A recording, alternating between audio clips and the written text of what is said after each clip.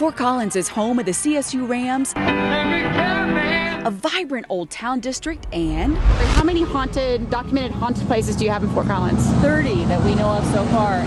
First stop on our ghost tour in Old Town is Jilly Bean Java. Jilly had a sign on top of this refrigerator, and she was standing here along with one of the coffee reps, and that sign all of a sudden just slid sideways about 4 feet and came right down. No explanation, no wind, no vent. But it's not scary, is it?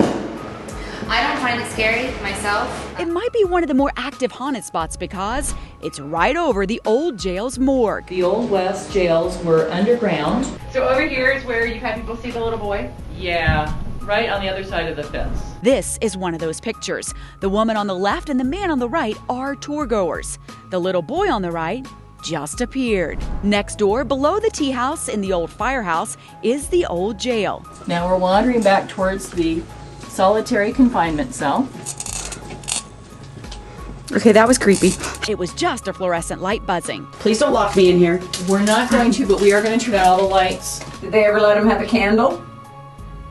What's it like being in the old drunk tank? Hey, I love it as long as I have the key to get out. It's now a jewelry repair business, but in 1888, James Howell was taken from here by an angry mob. They dragged him out, dragged him down this alley to a waiting crane across the street, and they put a noose around his neck and slowly lifted him up on the crane. On the site of the Howells' home and scene of Eva's murder is the Armadillo Restaurant. There have been reports of sightings of 6'4" James, and in the women's bathroom, reports of Eva appearing with her cheek bleeding. One of Fort Collins' most iconic buildings is the Northern Hotel. In the early 1900s, it was one of the most splendid hotels in the West. But the hotel was not immune to the flu pandemic that swept across the United States in 1918. Right around 1940, 1950, all of a sudden there was a woman who would walk along in the second floor. She was an apparition, and she would be looking in each room.